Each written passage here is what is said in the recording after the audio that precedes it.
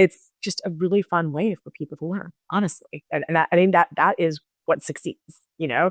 I think that there's, again, similar to like what we were talking about earlier, these things aren't at odds with each other, right? The thing that is most effective to helping people understand or engage are the things that are most engaging to them, you know? And so we really believe that these fun, creative experiences are the best way to get people to engage with the markets and actually learn. Welcome to Insights Unlocked, an original podcast from UserTesting, where we bring you candid conversations and stories with the thinkers, doers, and builders behind some of the most successful digital products and experiences in the world, from concept to execution. Welcome to the Insights Unlocked podcast. I'm Nathan Isaacs, Principal Content Marketing Manager at UserTesting. And joining us today as host is UserTesting's Bobby Meixner, Vice President of Solution Marketing. Welcome, Bobby. Hi, everyone. And our guest today is Dheerja Kaur. Dheerja is the Vice President of Product Management at Robinhood, where she leads teams focused on growth, the core app, subscriptions, and Sherwood Media.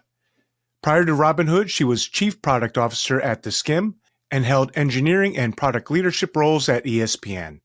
Welcome to the show, Dheerja. Thank you. Excited to be here.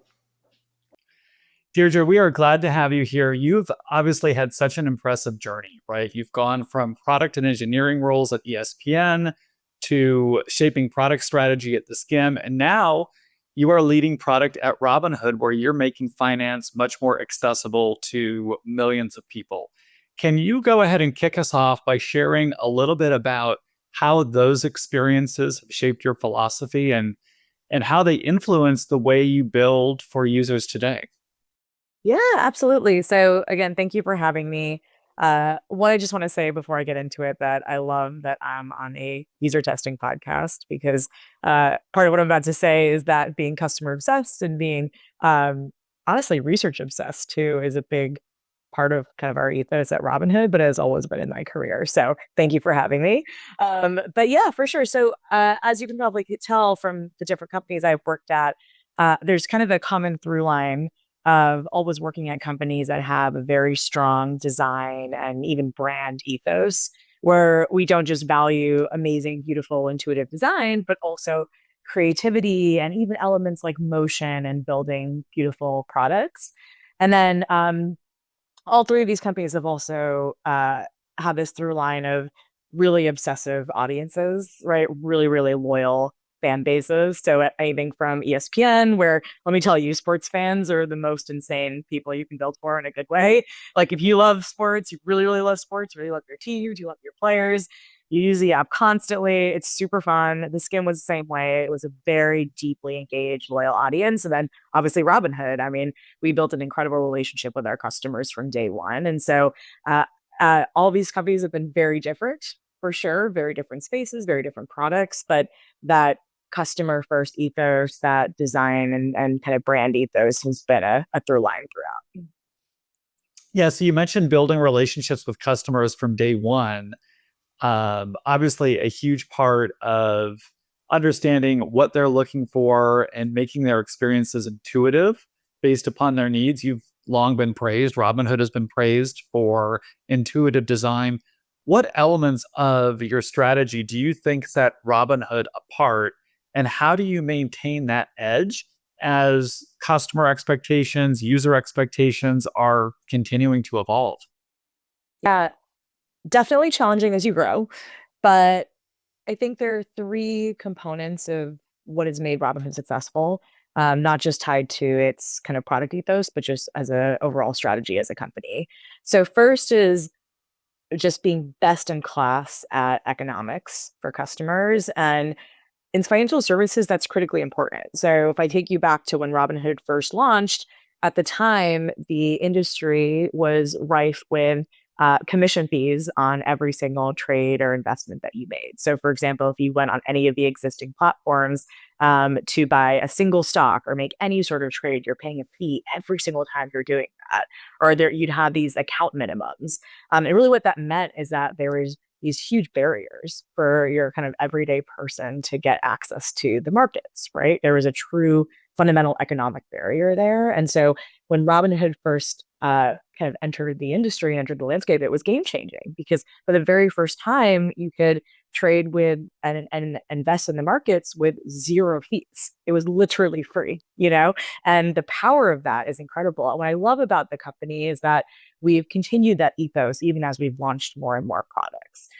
So for example, a couple of years ago, as interest rates started going up, we launched an industry leading APY rate. So you could earn now you can actually earn 4% on your cash, and that's again just like best in class. We are committed to passing that value back to customers.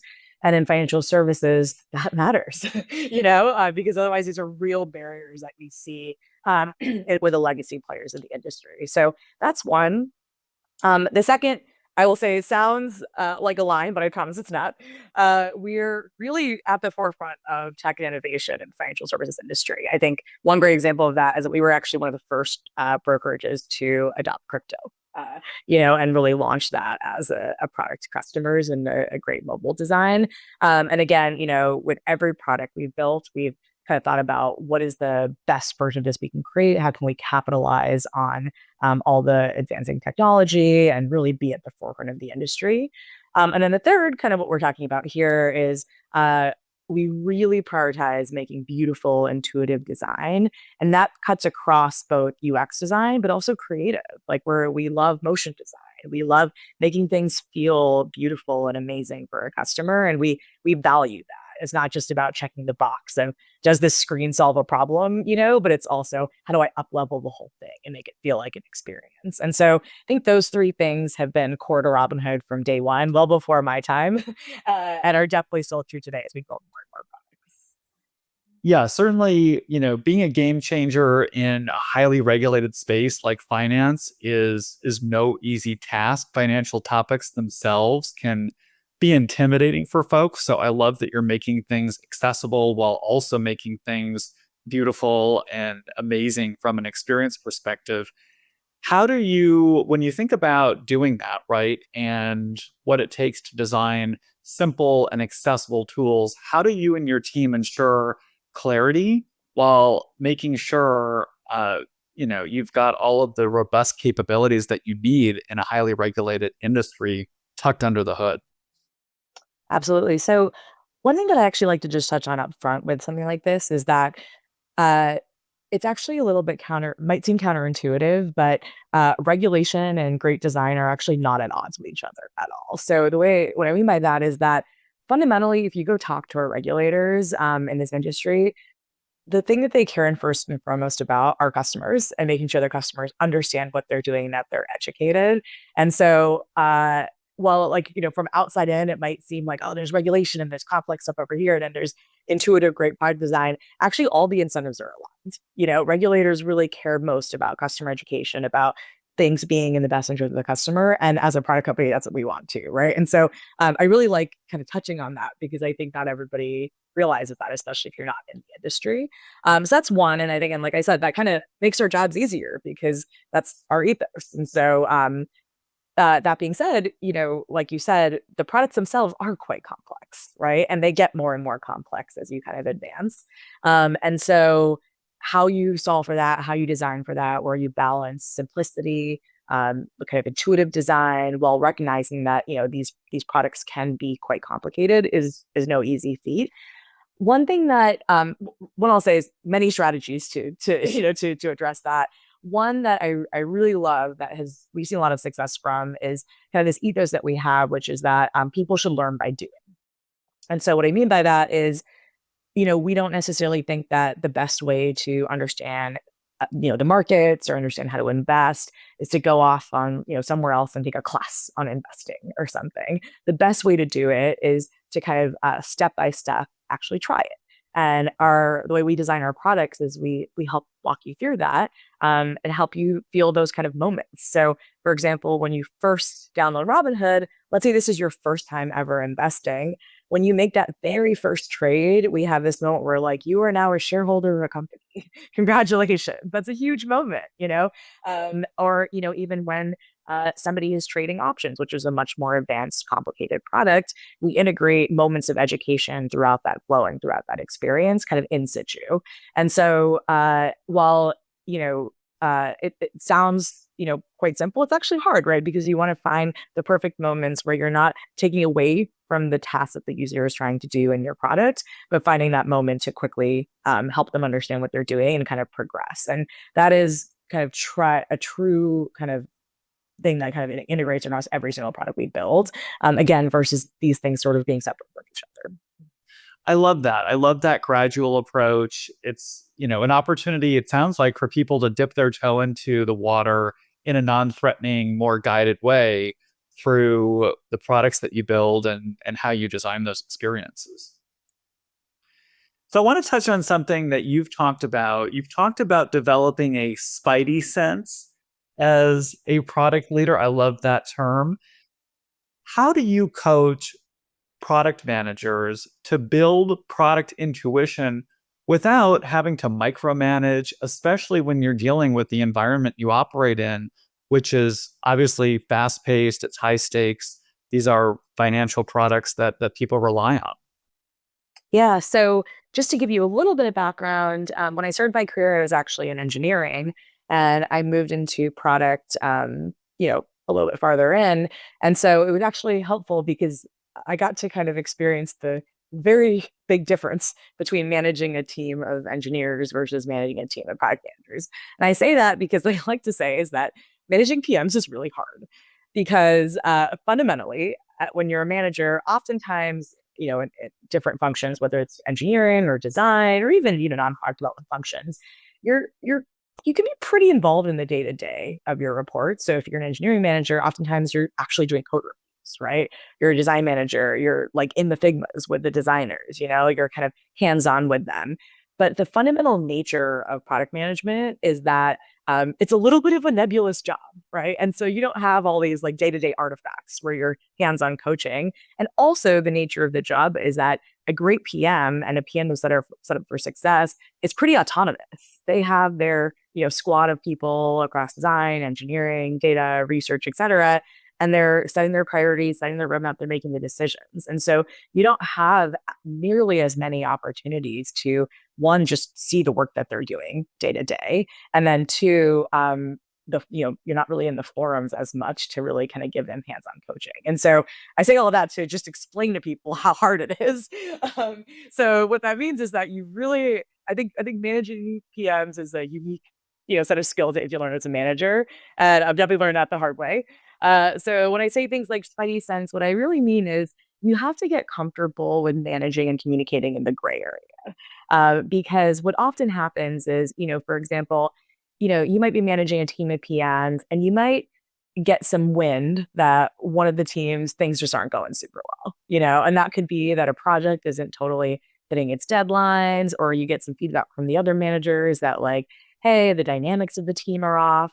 And you get like kind of these little signals, and you kind of have to lead into that pretty quickly. You can't wait until you have all the data, right? Because getting that data can be hard.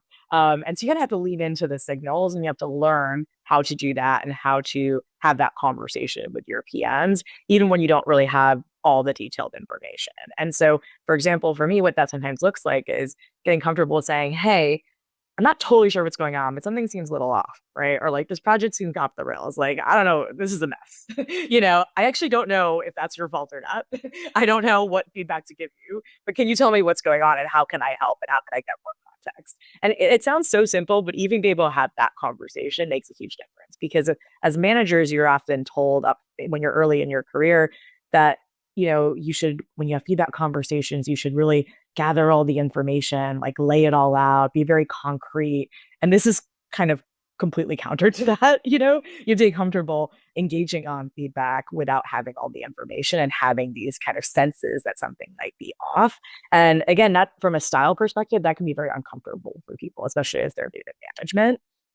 Other thing I'll say is that it also, kind of like I said earlier, you have less of these ongoing opportunities for coaching because you're just not in their work constantly day to day by nature of the job. And so what you have to do is you have to be very thoughtful about when can I find, whether it's like an artifact, like a roadmap doc or a PRD, or just a strategy that they're working through where I can like really with high intent work with them on how to up level them in a specific skill or area. Because again, those opportunities are much fewer and far between than other functions. So as an example, that can sometimes mean, hey, here's a high grade PM. They're really good at a few things, but maybe they still need to learn a lot more about, data and experimentation rigor. So I'm going to talk to them about that and say, hey, we're going to spend the next however many months kind of upskilling you on this, which means that there are going to be 3 projects where I'm going to really dig in with you. And the reason for that is that I want you to learn. I'm not micromanaging you. I want you to learn. And you have to kind of really think ahead and be like high intent about how you find those moments. As product managers are getting comfortable working in what you call kind of the gray area, right? Due to the nebulous nature of the role, certainly that can impose a bit of risk. And you've said the team should aim for something like 30 to 50% risk of failure in their projects. How do you connect that spirit of experimentation back to business goals that leadership management cares about, like increasing lifetime value? Yeah, for sure. So generally, it starts at the top. I think you have to set a tone that creates a culture of experimentation, which means that you as a company are willing to take big swings to try and fail.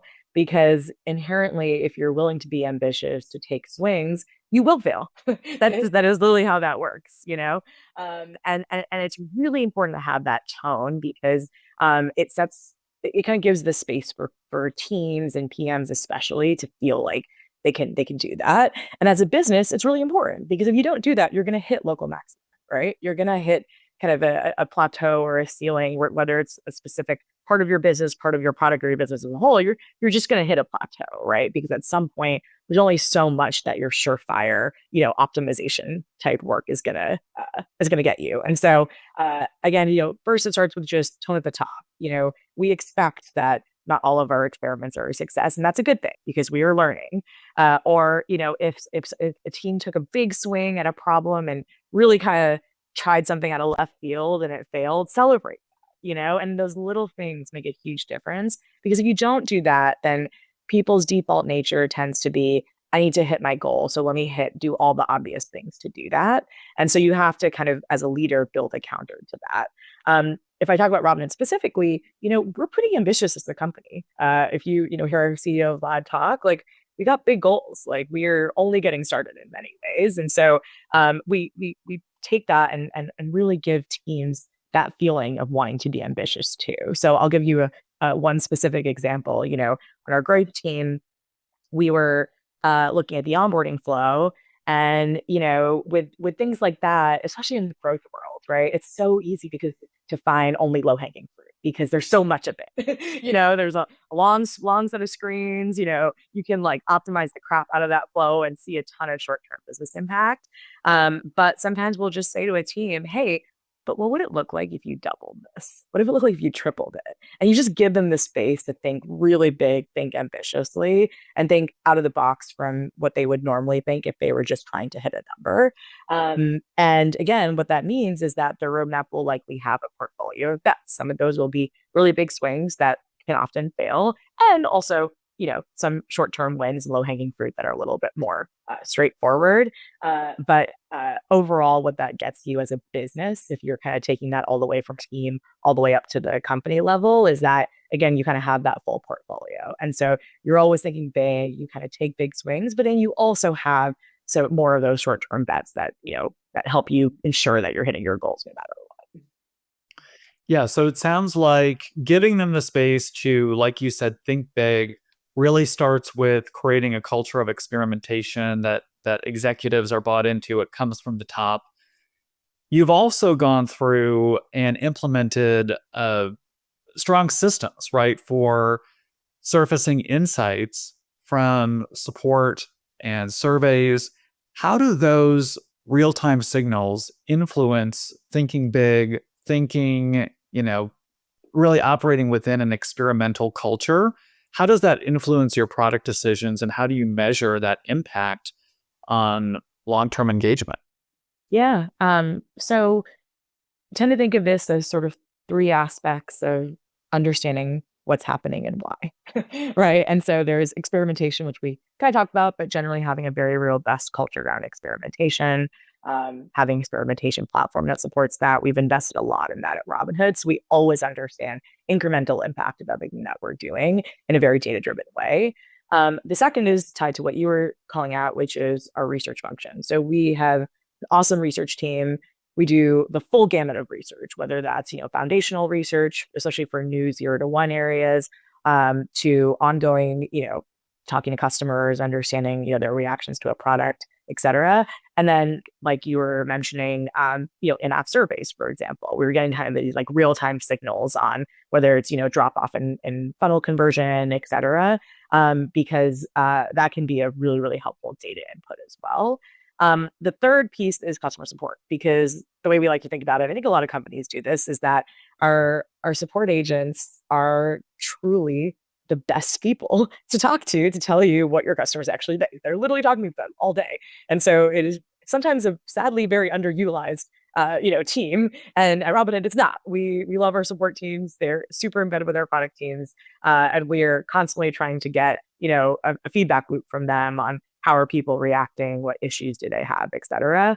And so the kind of those three prongs of insights are a superpower for PMs, right? Because you have the data, you have the customer insights from surveys or just ongoing research, and then you actually have the support agents who are talking to customers on the ground every single day.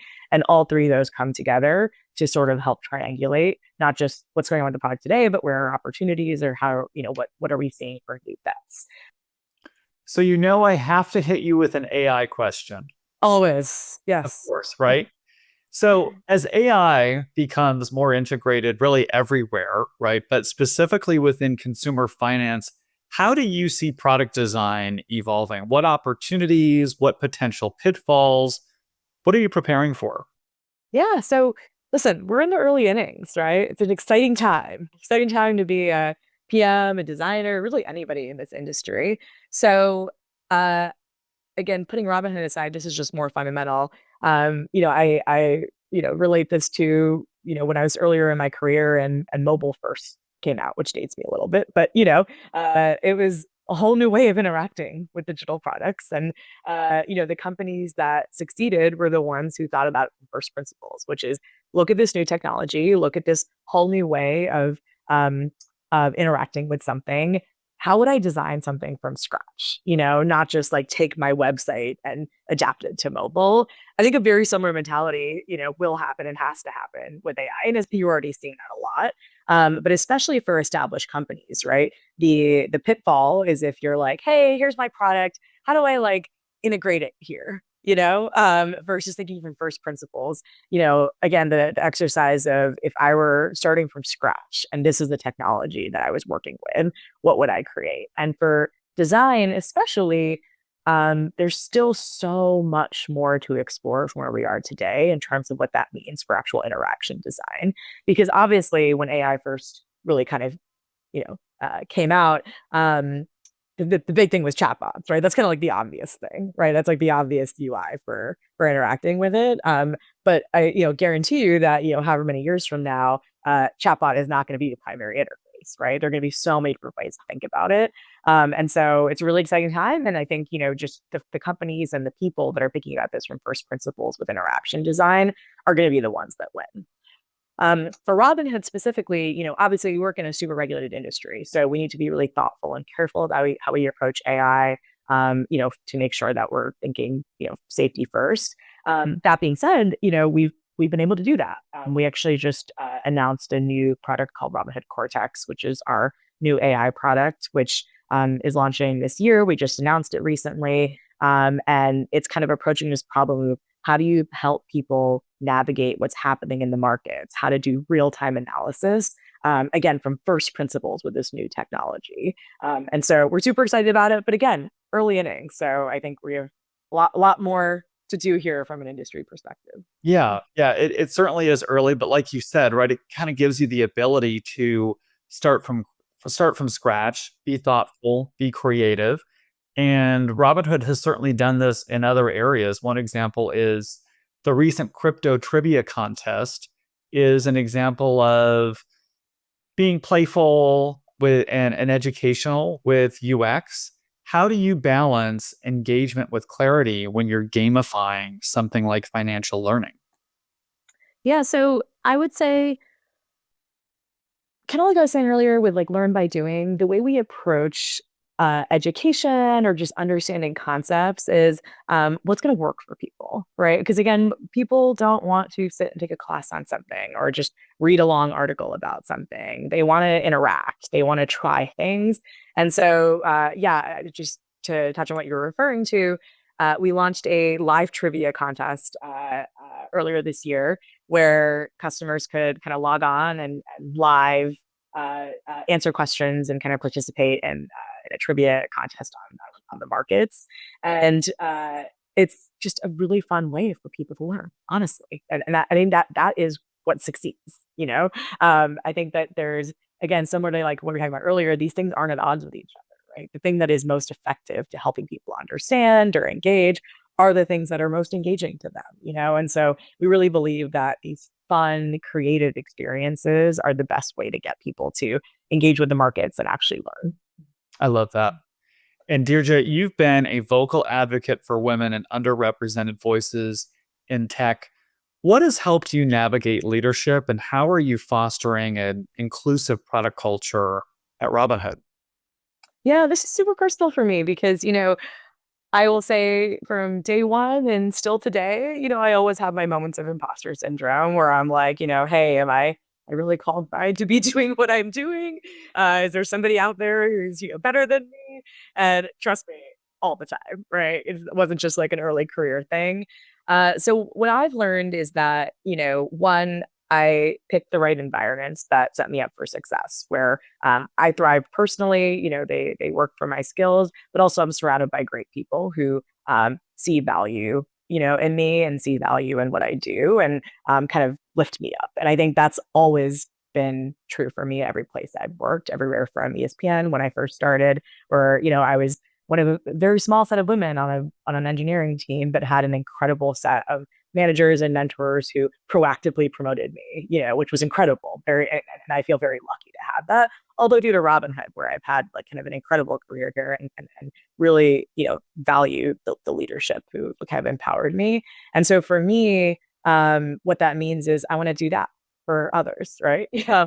And so what that looks like is a couple things. You know, one is I generally sense that, and you know, I want to be careful about generalizations, but what I do see in myself and others is that oftentimes women can sort of have a lower risk appetite sometimes, or have a little bit more fear of failure, and also don't necessarily speak up as much as well. Again, not necessarily a blanket statement thing, but it's something that I've kind of noticed and I've noticed in myself as well. And so I look for that, right? And I try to build relationships where I can help build people's confidence, you know, and help them speak up or help them feel like they deserve to be there and they're contributing something awesome, and also help them embrace risk a little bit, you know, take that big project that seems super scary that you've never done before, or take on that new role, you know, kind of take the leap, you know. And I think those are kind of these little moments where I feel like I can kind of see the things that I've had to overcome myself in my career, and I can kind of spot that in others and help them overcome that in ways that I've had others do for me. Take the leap. Thank you so much. Thanks so much, Dheerja, for being on the show. I really enjoyed our conversation. How does someone learn more about you, your thought leadership, the work that you and your team are doing over at Robinhood? Yeah, for sure. So you can follow me on LinkedIn or X.